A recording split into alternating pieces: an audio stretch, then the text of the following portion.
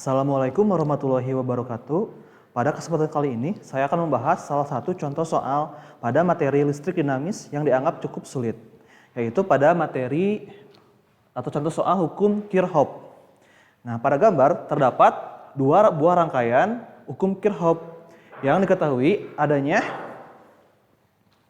R1 adalah resistor atau hambatan sebesar 8 ohm, R2 sebesar 4 ohm, dan R3 sebesar 16 ohm. Kemudian terdapat GGL atau gaya gerak listrik. Ini merupakan sumber tegangan pada rangkaian yang tertutup ini. GGL 1 bernilai 4 volt, GGL 2 bernilai 12 volt. Nah, ini GGL 2. Nah, ditanyakan berapakah nilai I1 atau arus pada rangkaian pertama. Nah, hal yang pertama harus dilakukan adalah menggambarkan bentuk loop, atau loop itu adalah aliran arus. Nah, loop pertama, untuk loop itu dapat digambarkan sesuai kaidah searah jarum jam atau beda arah jarum jam. Di sini saya menggambarkan dengan searah jarum jam. Nah, untuk loop pertama seperti ini, dan loop kedua adalah seperti ini. Setelah menggambarkan sebuah loop, kita lanjutkan ke hukum 1 Kirchhoff. Nah, untuk soal dua rangkaian seperti ini, kita membutuhkan dua hukum. Hukum 1 dan hukum kedua. Hukum 1 menjelaskan bahwa arus yang masuk akan sama dengan arus yang keluar. Nah, di sini kita bisa lihat arus pertama dia mengalir dari sini ke arah kanan. Arus kedua dari bawah ke atas ke arah kiri. Nah, sehingga arus 1 dan arus 2 bertemu pada persimpangan. I1 ditambah I2 akan menjadi I3. Sehingga dapat ditulis I3 sama dengan I1 ditambah I2. Nah, karena di soal ini ditanyakan I1, kita gunakan atau kita ubah dulu menjadi I1 sama dengan I1 sama dengan I3, yang ini pindah ruas, dikurangi I2. Dan jika soal menanyakan I2, kita tinggal ubah dari sini. I2 sama dengan I3 dikurangi I1. Ini langkah pertama pada hukum 1 Kirchhoff. Setelah itu kita lanjut ke hukum kedua. Hukum kedua Kirchhoff menyebutkan di mana sigma GGL atau jumlah gaya gerak listrik akan sama dengan jumlah arus dikali hambatan yang menghalangi arus tersebut. Atau sigma GGL ditambah sigma IR sama dengan 0. Nah, penggambaran loop yang tadi digunakan untuk menentukan besarnya plus atau minus pada simbol tersebut. Nah, kita lihat dari sini.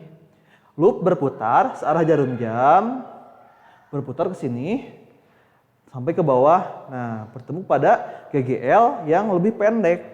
Sesuai aturan, jika bertemu pada GGL yang lebih pendek, dia akan bernilai min.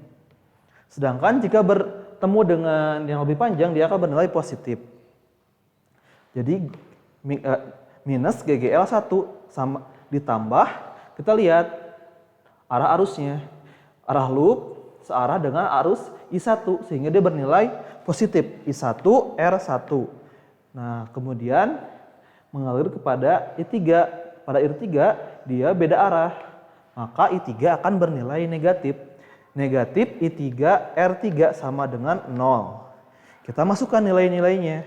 Untuk GGL pertama, dia bernilai 4 volt. Berarti negatif 4. Ditambah I1, R1-nya 8 ohm, jadi I1 kali 8 dikurangi I3 kali 16.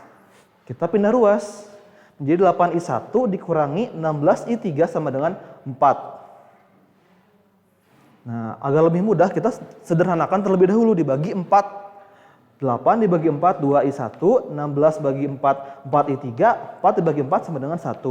Kita dapatlah persamaan pertama. Kemudian kita lanjut kepada loop yang kedua. Loop yang kedua di sini. Menggunakan rumus yang sama, di mana sigma GGL ditambah sigma IR sama dengan 0. Nah, loop kedua, kita lihat, dia bertemu dengan GGL yang lebih pendek, maka nilainya akan menjadi negatif juga. Negatif GGL 2. Ditambah, kemudian untuk arah arusnya dia searah dengan I3.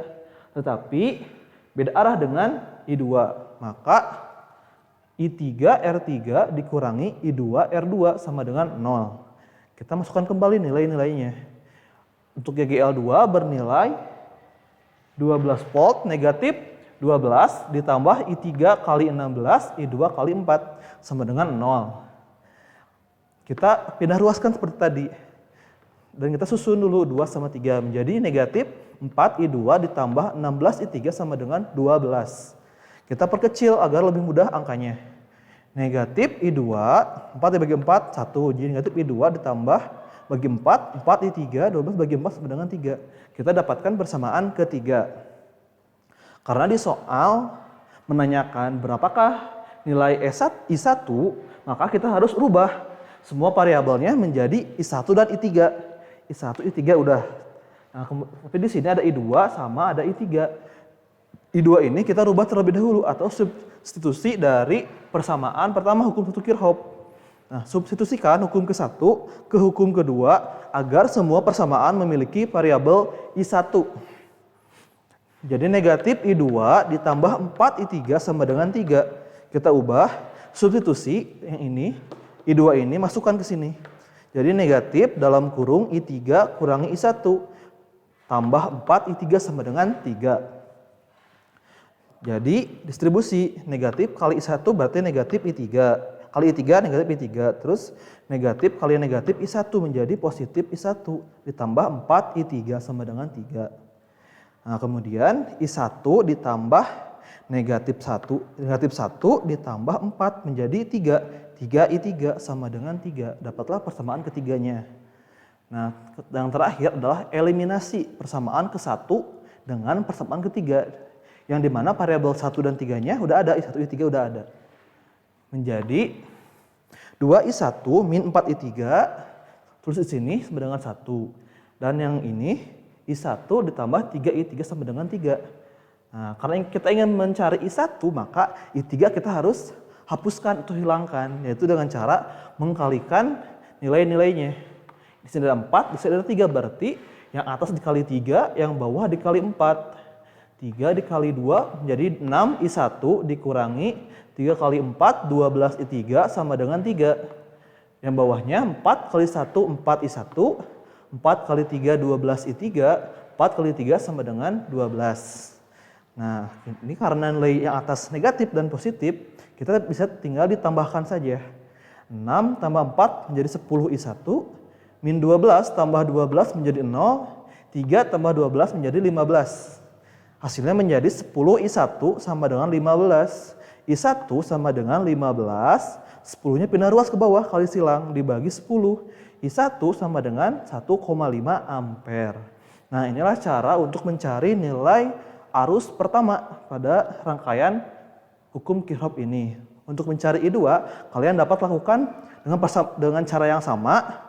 Langsung mulai langkah dari sini, substitusi. Langkah dari sini. Kalian tinggal rubah I1 rubah menjadi ini I3 min I2 agar semuanya terdapat I3 dan I2-nya.